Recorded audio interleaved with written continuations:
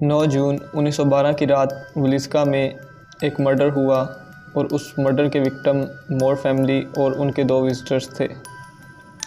100 साल गुजरने के बाद भी आज तक ये मर्डर केस एक मिस्ट्री बन के रह गया है, एक अनसॉल्व्ड मिस्ट्री जिस केस को आज तक सुलझाया ही नहीं जा सका। साउथ वेस्टर्न आयोवा में एक टाउन विलिस्का, जिसकी उस दौर में आबादी तकरीबन 20,000 से 25,000 लोगों पर मुश्तमिल थी, और इसी टाउन में मोर फैमिली भी रहती थी। मोर फैमिली का सरबराह जोसाया, जो कि उस दौर का एक अमीर आदमी था, और उसकी वाइफ और उसके 4 बच्चे भी उसके हमरा रहते थे, जिसमें उसकी वाइफ का नाम सारा और उसका पहला बच्चा हरमन जिसकी उम्र 11 साल थी, उसके बाद उसकी बेटी कैथरीन जिसकी उम्र 10 साल थी, फिर आर्थर जिसकी उम्र 7 साल थी, और फिर पाउल जिसकी उम्र 5 साल थी, जो सबसे छोटा बेटा था जोसाया का। तो ये लोग प्रेस्बिटेरियन चर्च में एक प्रोग्राम अटेंड करने गए तकरीबन रात के 8 बजे, और वो प्रोग्राम चाइल्ड्स डे से रिलेटेड था कोई। खैर, वहाँ से तकरीबन 9:30 बजे ये लोग फारिग हुए, प्रोग्राम ख़त्म हुआ तो कैथरीन ने अपनी 2 फ्रेंड्स याना और लीना को अपने घर इनवाइट किया। अब इनवाइट करने की वजह ये थी कि रात बहुत हो चुकी थी और वो 2 खुद अकेली आई हुई थी, लड़कियां दोनों अकेली आई हुई थी, और घर जाने से डर लग रहा था उन्हें क्योंकि अंधेरा था, रात का टाइम था। तो कैथरीन ने अपने फादर जोसाया से पूछा और उसे बताया सारा ये वाक़या। तो उसने उन दोनों लड़कियों के घर फ़ोन किया और उनसे परमिशन ली। तो खैर, वो ये सब उनके घर चले गए, जिसे कहते हैं विलिस्का मर्डर हाउस जिसका नाम है। तो उस घर में चले गए। सुबह तकरीबन 7 बजे के करीब उनकी नेबर मैरी ने नोटिस किया कि ये लोग अपनी मॉर्निंग वॉक के लिए नहीं निकले, जबकि रोज़ाना जोसाया और उसकी फैमिली रोज़ मॉर्निंग वॉक के लिए निकला करते थे, और उस दिन वो नहीं निकले। तो मैरी ने सोचा कि मैं खुद जाके पता कर लेती हूँ कि आज क्या माजरा है, कि क्यों नहीं ये लोग आज सुबह सुबह निकले, क्यों नहीं। तो मैरी गई, उसने दरवाज़ा नॉक किया, उसने दस्तक दी, और बार बार दस्तक देने पे कोई रिस्पांस नहीं आ रहा था। उसको शक हो गया कि कुछ ना कुछ गड़बड़ ज़रूर है, शायद इनकी तबीयत नहीं ठीक, क्या हुआ है घर में। 100 किस्म के ख्यालात उसको आना शुरू हो गए। तो उसने फ़ौरन जोसाया के भाई रोज़ को फ़ोन किया और उसे सारी डिटेल बताई कि मैं ऐसे दरवाज़ा नॉक कर रही हूँ और कोई दरवाज़ा ओपन नहीं कर रहा। तो रोज़ आया और उसने भी दरवाज़ा नॉक किया, लेकिन रिस्पॉन्ड नहीं आया। तो रोज़ ने दरवाज़ा ज़बरदस्ती खोलने की कोशिश की, मगर दरवाज़ा अंदर से लॉक था। फिर रोज़ घर गया और उसने डुप्लिकेट चाबी लेके आया उसी घर की जो उसके पास मौजूद थी, और जब वो घर में दाखिल हुआ तो पहले आता था उनका वो गेस्ट रूम। तो गेस्ट रूम में जब वो एंटर हुआ तो उसने देखा कि याना और लीना दोनों वहाँ पे मर चुकी थी।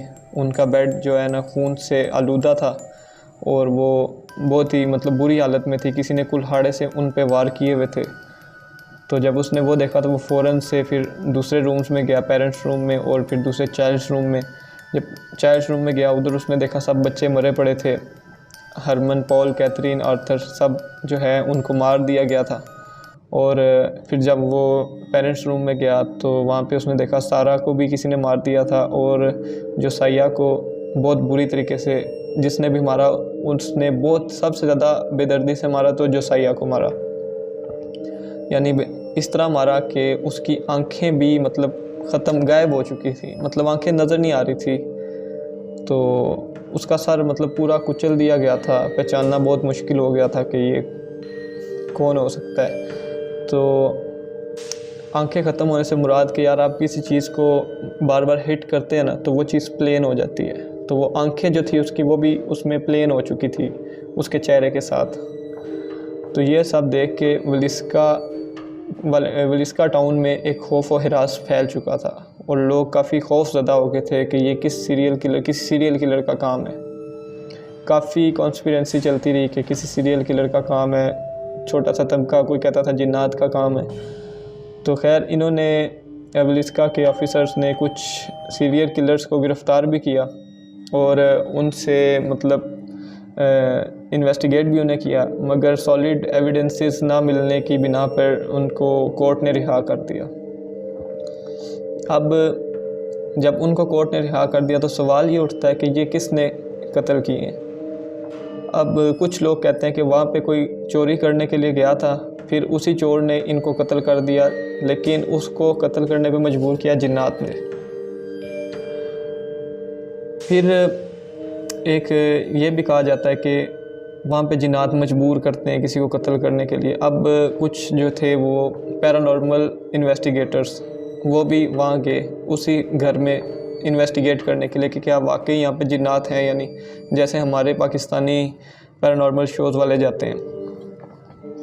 तो खैर वो वहाँ पे गए, उन्होंने ऑब्जर्वेशंस की और फिर उन्होंने आवाम को बताया कि वाकई यहाँ पे कुछ एक्टिविटीज़ इस तरह की हैं जिससे ये कहा जा सकता है कि यहाँ पे जिन्नात रहते हैं।